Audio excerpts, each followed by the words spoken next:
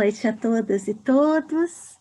Então, o tema do nosso encontro hoje é gestos que cuidam.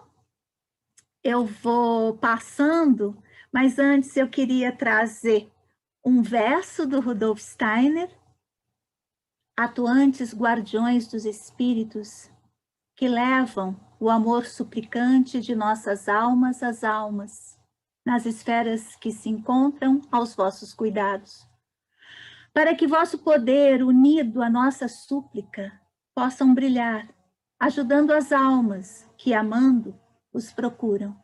Então, este é um verso de Steiner que para a morte coletiva.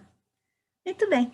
Então, antes de tudo, existe algo em comum entre todas as crianças, independentemente da situação social, econômica, fisiológica, geográfica ou cultural. Elas não aguardam o mundo adulto ficar inteiro para continuarem a nascer, crescer e viver. Um locus, a casa. E nessa casa, hoje eu selecionei um espaço muito importante, pouco celebrado. Não, nem sempre, às vezes muito celebrado também, que é a cozinha e a lavanderia. Vamos lá? Vamos para a cozinha? Vamos para a lavanderia? Mais para a lavanderia do que para a cozinha hoje. Um tempo, uma primeira infância que dura para sempre. Um recorte, público-alvo específico. Quem? Associados da sociedade antroposófica com interesse na temática. Bom a gente localizar isso bem direitinho, da onde eu falo, para quem eu falo. Uma observação: isso não quer dizer que se ignora a situação planetária, mundial, nacional. E uma constatação necessária: afinal, estamos na antroposofia. O mundo é comigo dentro. E ainda mais, vamos trazer um prólogo. O vídeo de um texto da minha tese, Quarar a Alma. Quarar a alma. Uma paisagem nascida de gestos. A provocação de uma memória afetiva por um objeto, por uma palavra. Quarar. A mão da avó mergulhada no balde, a mão da avó gestuando água sobre os lençóis estendidos no capim crescido do quintal. Uma sensação antiga tenta se superpor à sensação atual e a estende sobre várias épocas ao mesmo tempo. O corpo experimentando a dinâmica da imanência, quarar a alma. A memória implica uma estranha contradição entre a sobrevivência e o nada. Nada mais? Só memória? Quarar. Um hábito ancestral praticamente em desuso é trazido para o presente, proporcionando uma estranha alegria. Uma vez experimentada essa alegria, a qualidade aparece como uma propriedade do objeto que a possui, o gesto visto.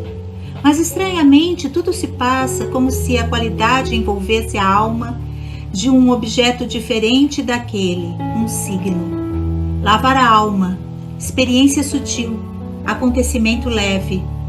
Como constituir um corpo nessa experimentação delicada? Como constituir um corpo na elasticidade de tempos de uma sensação? O tempo, para tornar-se visível, vive a cata de corpos, de gestos, e mal os encontra, logo dele se apodera, a fim de exibir sua lanterna mágica. Que corpo, que gestos! Fragmentos de tempos plurais, memória do corpo, memórias em movimentos fugazes, quase imperceptíveis, pequenas inquietações moventes. A própria subjetividade passa por ressignificação, gestua entre tempos, sensações, memórias. Gestos, movimentos de um corpo que se desenha e redesenha sua forma. Talvez o movimento vá me fazer caminhar para algum lugar. Um lugar, uma paisagem nascida de gestos. Uma estética na produção de existência em corpo e pensamento. Na memória, as afetações dos tempos a colocar em movimento a vida, encontros a compor tempos múltiplos na simultaneidade dos gestos, realidade e poesia, num signo que se revela no gesto artistável da vida.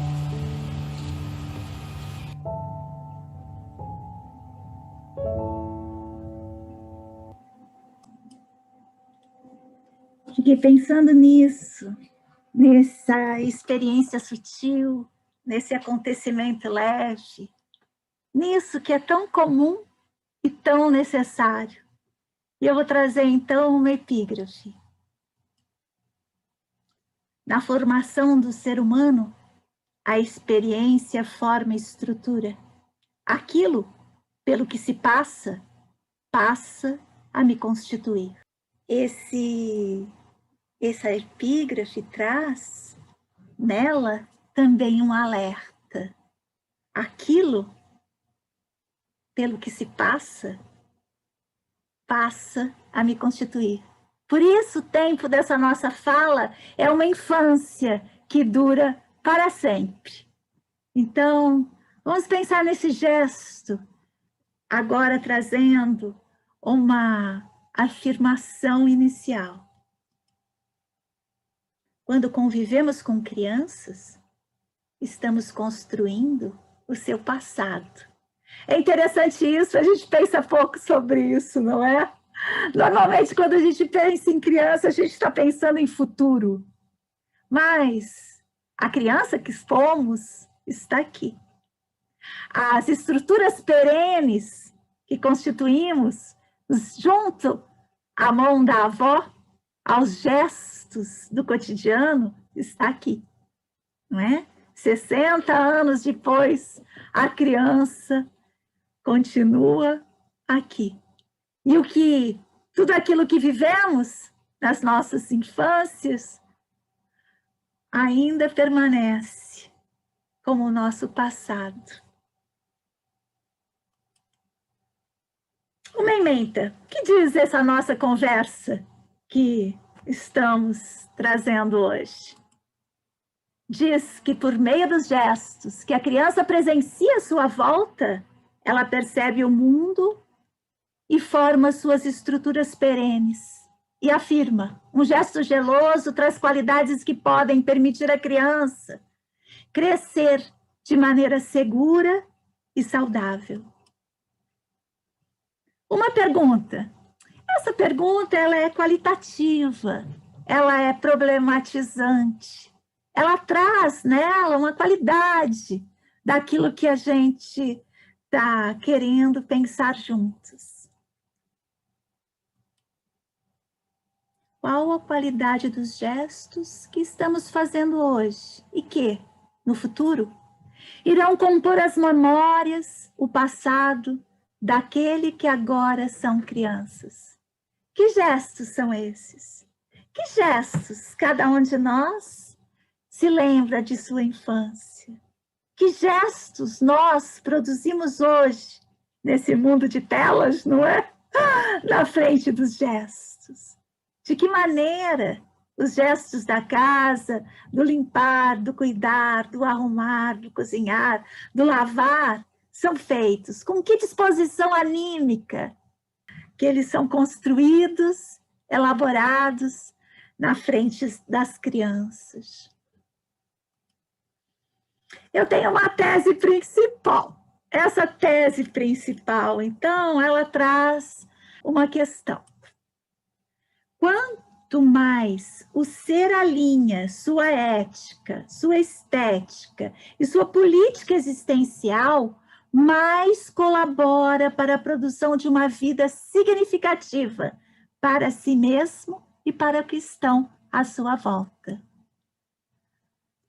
Outra pergunta, essa é autoinvestigativa. Que gestos são significativamente saudáveis ao produzir estruturas perenes na infância e, a partir daí, memórias plenas de afeto? Então, que gestos são esses? Eu estava escrevendo isso, estava pensando num gesto diferente daquele do Quarar a Alma. Tem um outro gesto, gente, que tem, no mínimo, 56, 57 anos e está aqui comigo vivo. Eu sinto até o cheiro. Sabe qual é? Minha avó, na enceradeira, ela ligava a enceradeira, e era uma enceradeira grande, escura, pesada, tinha um feltro embaixo. Eu acho que tem gente jovem que nem sabe o que é enceradeira. Tinha aquele feltro embaixo, e aí ela deixava a gente subir na enceradeira, e ela ia passeando pela sala de tacos, encerando, e a gente em cima. Eu digo a gente, os primos, os irmãos, né? A criançada. Mas eu lembro de mim. Eu lembro de mim em cima de uma enceradeira. Então, que gestos são esses que a gente está construindo junto às crianças? Vamos em frente, que é perdida na minha própria memória. E aí eu tenho uma tese de apoio. Essa foi a minha tese principal e agora eu tenho uma tese de apoio. A atitude zelosa é expressão de uma vida plena de significado. E agora eu introduzi um termo praticamente em desuso, como é o quarar. Eu não sei se vocês sabem, né? Não estou vendo ainda quem está por aqui, nem quem vai assistir depois, nem nada, mas quarar a roupa é um hábito ancestral, muito antigo e completamente em desuso. Esse hábito, você pega a roupa, deixa de molho, depois você estende no sol, em cima da grama, em cima do capim, e deixa o sol alvejar. E tinha também o uso de uma substância de nome anil, que era uma pastilhinha, assim. Bem, então, o zelo, esse gesto do quarar, ele é muito distinto do gesto de colocar as coisas na máquina, porque ele exige essa relação completamente vinculada com a matéria da roupa. Ele exige esse tempo, ele exige esse regar, né? Porque depois tinha, né, gente, aquela aguinha que colocava em cima, dava aquela molhada, quando o sol começava a secar o lençol, a roupa, colocava aquela mão. Eu lembro da mão da minha avó fazendo isso. O gesto dela está em mim até hoje, não é? Uma criança e a imitação do gesto do adulto. Quem convive com crianças sabe. Muitas vezes elas nos imitam. E quase sempre elas imitam aquele gesto que a gente queria que ela não tivesse nem visto.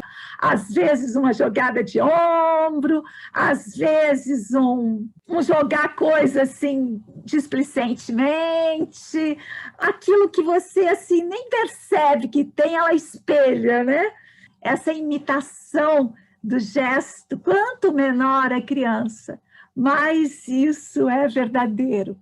Depois, quando elas vão crescendo, aí elas nos começam a imitar as nossas atitudes, nosso modo de ser, no nosso sentir, e depois, mais velhas um pouquinho, lá no terceiro setênio, começam a imitar também o nosso pensar complexo. Aí elas escolhem, né, alguém. Eu acho isso legal também. Muito bem. Diz Steiner, lá naquele livro, deixa eu mostrar ele aqui para vocês, A Educação da Criança segundo a Ciência Espiritual, é o GA 34, sabe? Aqui ele escreveu muito tempo antes, acho que é de 1907, deixa eu ver, deixa eu conferir. Isso, 1907. Muito tempo antes dele criar a Pedagogia Waldorf. É um livro bom para a gente ler.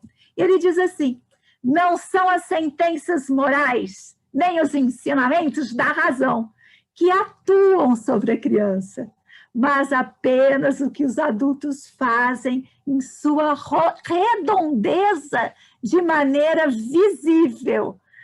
Forte, né, gente? Muito bem.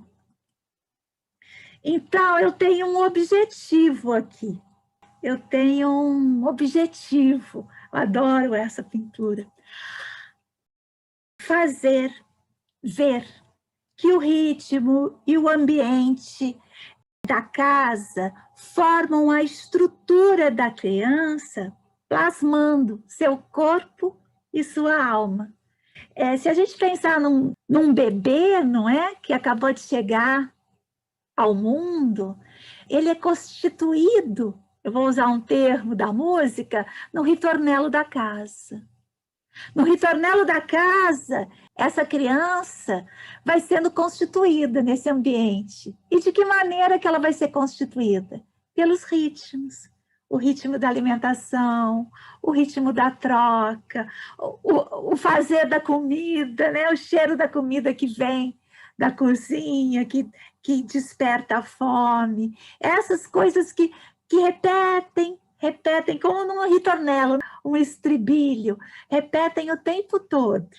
E aí, essa composição desses ritmos da casa constroem as estruturas anímicas, corporais dessa criança, né? Elas estão extremamente vinculadas umas às outras. E aí, onde habita o sentido? Quando uma criança imita um gesto significativo, onde habita o sentido? O sentido habita justamente nessa coerência entre a necessidade daquele gesto, a ocasião que ele é feito, por exemplo, fazer a comida, lavar a roupa, estender a roupa, mesmo que eu tenha lavado na máquina, estender a roupa. Então, quanto mais gestos plenos, porque dá para compreender completamente uma roupa no varal. Dá para entender completamente você mexendo um angu na panela, não é? Então, eu acho que essas forças desses gestos da casa, eles são plenos de sentido. E se eles são plenos de sentido, a gente pode considerar que eles também são gestos éticos, que eles inauguram uma coerência entre o fazer e o ser. A criança pequena vive mergulhada nos gestos do seu ambiente. E é deste movimento gestual que as suas estruturas perenes são constituídas. Então, isso é importante, porque não sei a idade de vocês, mas muito daquilo que a gente dizem, né, os estudiosos, que no momento, digamos assim, naquele momento mais difícil da vida, onde você precisa ir nos recursos mais estruturados em você, até os 6 anos de idade, por exemplo, a maioria desses recursos está ali já. Claro, a gente vai vivendo, a gente vai ultrapassando, a gente vai criando significados, a gente tem sempre oportunidade de transformação, a gente está sempre nesse lugar que é o lugar de trazer sentido à nossa vida. E muitas vezes, de ultrapassar estruturas profundas que foram calcadas em nós por ambientes abusivos, por precariedades múltiplas, por educação narcísica, etc. Mas vamos tentar focar hoje. Eu preparei mais uma ode à casa, à cozinha e à lavanderia. Não tanto mergulhar no negativo, porque de negativo a gente já está enjoado, mas a gente olhar essa beleza do simples, né? O âmbito que a gente habita. Vamos parar um pouquinho aqui.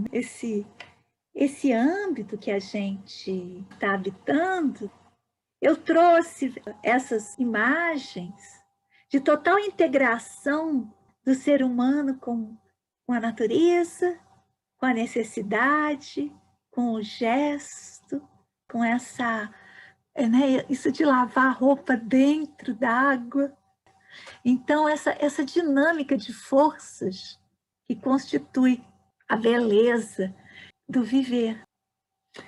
O cuidado de si como base para o cuidado do outro se expressa por gestos significativos. Então, esse cuidado de si, a gente costuma tensionar um pouco esse cuidado. Esse cuidado de si, ele vem primeiro? Ele vem antes? Então, eu vou tensionar um pouco esse cuidado, dizendo que o cuidado de si é o cuidado do outro, e o cuidado do outro é o cuidado de si. Que a casa é a escola do cuidado. A casa é o lugar onde o cuidado, ele é aprendido. Olha que cena maravilhosa! Esse menino dando de comer a boneca, na escola da casa, alimentando, lavando, banhando, cuidando, curando. Até muito pouco tempo atrás, quando uma pessoa adoecia, ela não ia para uma UPA, nem para um hospital, ela era cuidada na casa. E ela ficava ali deitada na horizontal, quietinha. Se ela tinha febre, ela recebia compressas na testa, até que o tempo a curasse. Porque tempo e casa são praticamente sinônimos. A casa é o lugar onde o tempo se alonga. E o tempo da infância, ele é elástico. Parecia que os dias da infância eram longos, plenos de sentido, plenos de fantasia. Porque as forças da imitação, elas são forças da fantasia. Outra afirmação que quer dizer da casa como dispositivo de produção de subjetividade e da casa como constituidora do si e do cuidado de si. Vamos ver que afirmação é essa. Os gestos da casa nutrem a alma de um alimento necessário para toda a vida, que é o cuidado de si, o cuidado com o outro e o cuidado com o ambiente. Tenho falado muito isso com minhas alunas, porque nas nossas pós-graduações, o nosso locus de pesquisa é a casa. Essa casa, com suas dinâmicas, com suas artes, com as artes da casa. Então, eu tenho falado muito que essa pandemia, de um certo modo, ela prejudicou o nosso conceito de casa. Porque quando as pessoas estavam muito na rua, a gente tensionava para essa atenção à casa, para casa. Uma vez eu estava no Rio de Janeiro, sempre conto essa história porque eu acho ela muito significativa. Eu estava no Rio de Janeiro a fazer uma oficina chamada Artes da Casa. Ela ficava no Instituto TEAR, lá na Tijuca. O meu público-alvo lá eram as mães das crianças que faziam o contraturno. E aí eu estava trazendo as artes da casa, trouxe até uma citação de Bachelard que eu gosto muito, que diz: a casa abriga um dia sonhado, a casa abriga um sonhador. E aí uma das pessoas super assim, sacudida, bonita, falou para mim assim: a minha casa é um guarda-roupa. Eu só entro e saio, só troco de roupa.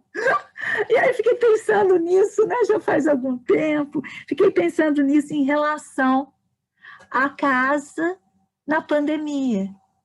essa casa que para muitas pessoas que tinham a casa como um guarda-roupa, e lembrando que a gente está falando lá para o nosso público-alvo, associados da sociedade antroposófica, interessados na temática, então há um recorte de classe muito evidente aqui, não é? Essas pessoas que tinham essa casa como um guarda-roupa, como se sentiram enclausuradas nessa casa.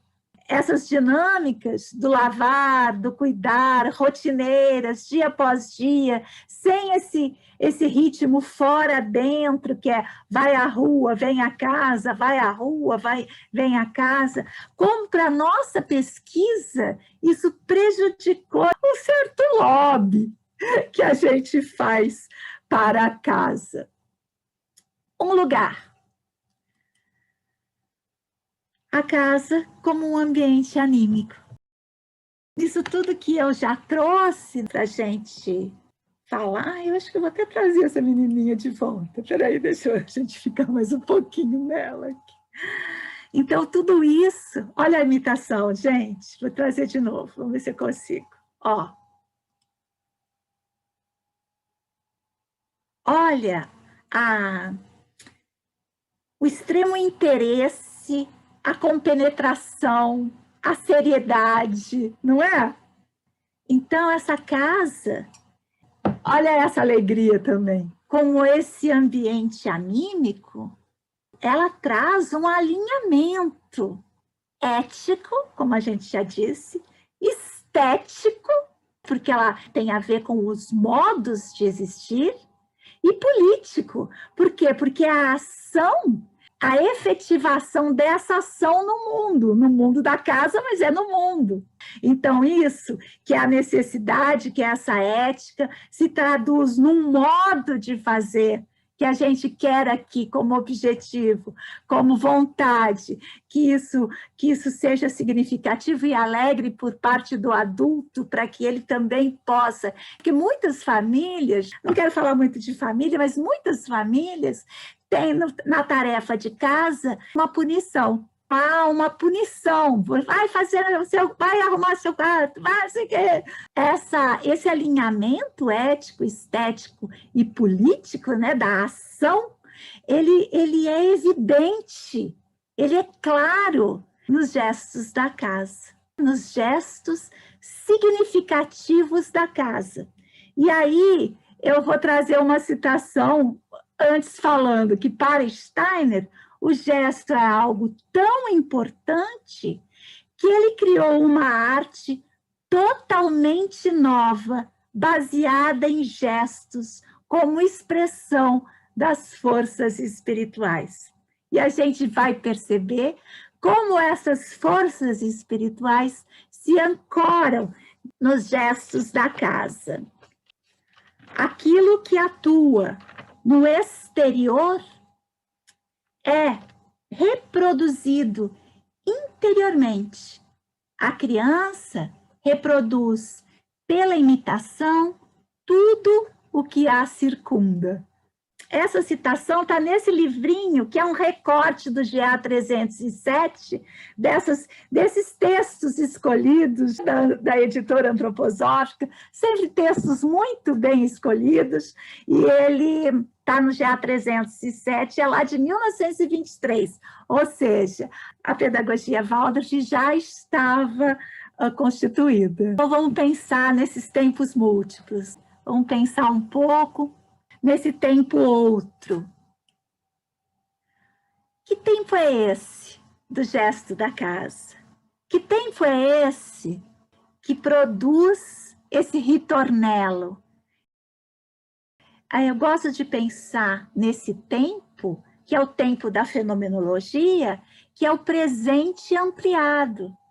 Esse presente ampliado, quer dizer, aquele tempo que é o tempo da eternidade, que é aquele tempo onde o sentido está completamente integrado na ação por uma necessidade ética. Que tempo lindo, não é? E a casa chega, né? Você acabou de lavar uma louça, lá está a louça de novo. E aí diz Rudolf Steiner, o eu e os membros e sua ligação com o espiritual. Ah, esse eu acho que eu não peguei, eu peguei. Ah, não peguei. Também tem, tá? Os 3 aprendizados da infância, que é o GA 224, também tem em textos escolhidos. Eu aconselho demais a leitura. É muito bom mesmo. Esse é um livrinho, assim, que eu gosto demais. Olha o que ele diz lá, que é interessante. O eu está ligado a tudo o que o ser humano executa com os membros. Então, quando a gente tiver aquela relação, né, na cozinha, lavando louça, na lavanderia, estendendo roupa, a gente pensa, estou fortalecendo o meu eu. A gente quer fortalecer o eu lendo, a gente quer fortalecer o eu fazendo 1000 coisinhas, assistindo live, mas o que fortalece mesmo é a lida. O eu está ligado a cada movimento feito com a mão, com cada gesto de pegar, de segurar um objeto qualquer. Eu acho isso... Eu sou uma apaixonada por esse Rudolf Steiner. Vamos trazer uma reflexão, não sem antes ficar um pouquinho nessa pintura.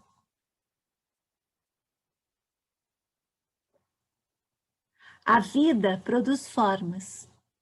Essas formas são parte de um processo de organização que dá corpo às emoções, pensamentos e experiências, fornecendo-lhes uma estrutura. Essa estrutura, por sua vez, olha que forte isso, ordena os eventos da existência. Ordena, gente.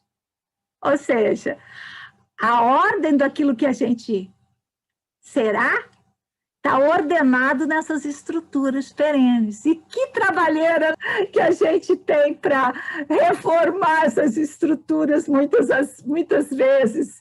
Tentamos tanto, né? Levamos a vida a tentar ultrapassar as nossas estruturas. Um paradoxo está aqui no estudo geral, eu chamo do ser humano. Não gosto de falar no estudo geral do homem, porque não considero o homem o universal de ser humano. Ser humano é ser humano. Aqui no estudo geral do ser humano, a arte da educação 1, que é o GA 293, está essa linda citação do Rudolf Steiner. É preciso assimilar e compreender esse paradoxo que o trabalho corpóreo ser espiritual. Olha que lindo. E o trabalho espiritual, ser corpóreo, no ser humano e junto ao humano. Vou ler de novo. É preciso assimilar e compreender esse paradoxo de o trabalho corpóreo ser espiritual e o trabalho espiritual ser corpóreo, no ser humano e junto ao humano. O espírito nos banha enquanto trabalhamos corporalmente. A matéria em nós está ativa enquanto trabalhamos espiritualmente. Não é lindo isso? Um efeito de sentido querido. Eu queria que essas minhas palavras, que esse lugar que a gente habita, né? Muitas vezes a gente está em apartamentos distantes da natureza, mas eu percebo que os gestos da casa é um lugar de nutrição também, não só na natureza, mas junto da necessidade de viver, do preparar a vida, do preparar um ambiente digno para se viver. Esse efeito de sentido que eu gostaria, né, de produzir com essa minha fala, ela é a alegria de limpar, lavar, arrumar, cozinhar, fazer os gestos significativos de viver e sentir-se bem por isso. Olha essa o que eu gosto nesses pequenos vídeos que eu selecionei são a compenetração, né? Vou colocar de novo para a gente olhar essa menina outra vez. Olha o tanto de compenetrado. A gente reclama tanto, né, que as crianças não têm atenção, mas olha essa atenção, né? Olha essa disposição estética, essa vontade de organização que ela está executando. Ah, puxa vida, tudo tão simples, né? E a gente complica. Uma afinidade, também lá no Arte da Educação que a gente acabou de ler, que é esse aqui, a Arte da Educação 1, o estudo geral do ser humano. Ou antropologia geral, né? Tem gente que chama assim. Também ia gostar mais de chamar assim do que o estudo geral. Tá.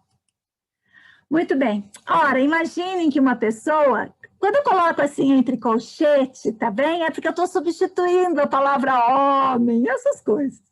Ora, imaginem que uma pessoa trabalha demais com seus membros, que trabalhe demais corporalmente. Qual será a consequência disso? Isso o leva a uma afinidade muito grande com o espírito. O espírito o banha continuamente quando ela, a pessoa, trabalha com o corpo.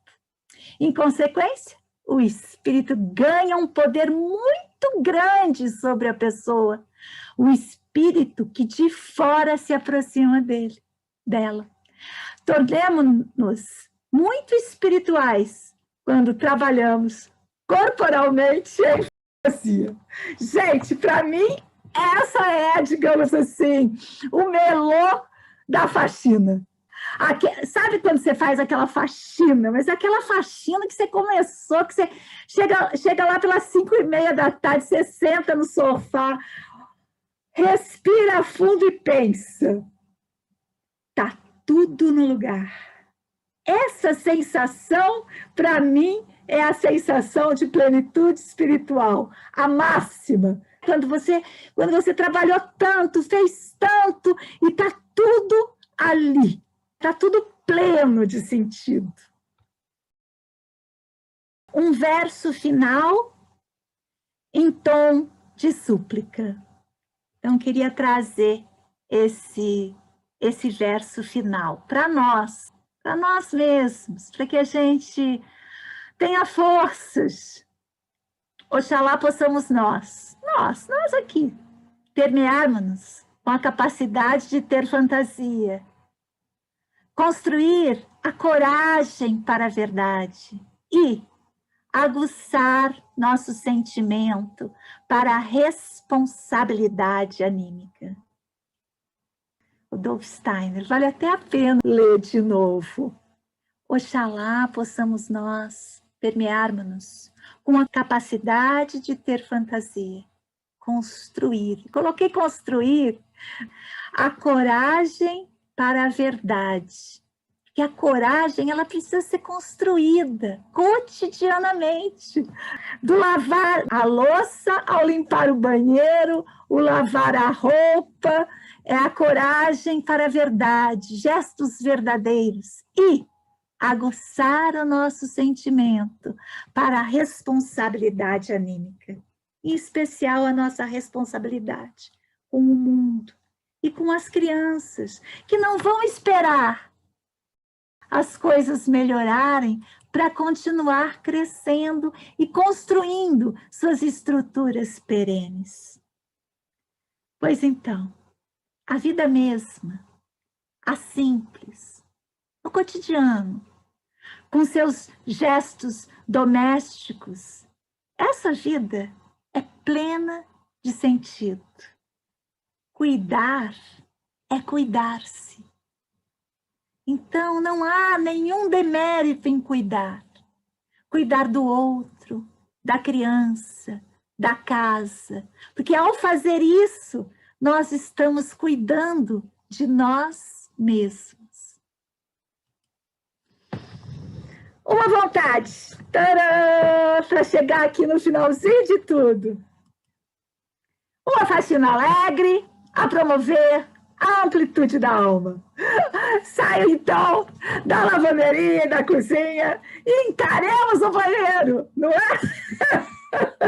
Encaremos o banheiro. Muito bem. Então, é isso que eu queria trazer para vocês. As referências estão aqui. Quero agradecer aos autores pelos pensamentos poderosos que nos permitem usá-los como aliados a construir conhecimento e vida, não é? E me coloco, então, totalmente aberta para que vocês entrem em contato comigo, tanto pelo e-mail quanto nas redes. E obrigada pela oportunidade de produção de conhecimento e vida. Muito obrigada. Deixa eu parar aqui. Onde eu estou? Aqui. Muito bem. Então é isso.